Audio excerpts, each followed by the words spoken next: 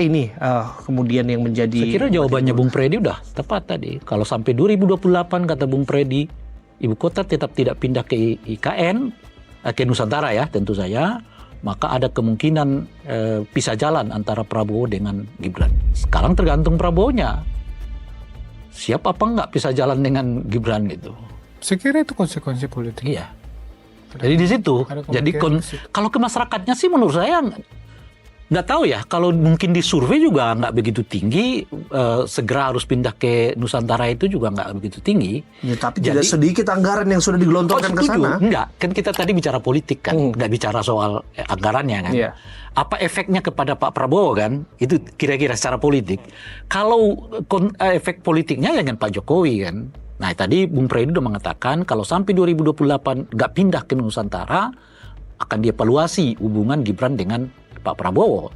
Bagaimana dengan publiknya secara politik?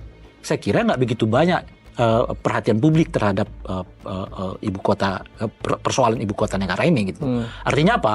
Pindah nggak akan signifikan terhadap elektabilitas Pak Prabowo. Ini menurut saya gitu. Nah oleh karena itu boleh jadi karena itu pula Pak Prabowo merasa bahwa nggak penting-penting harus cepat karena pada dasarnya tidak terlalu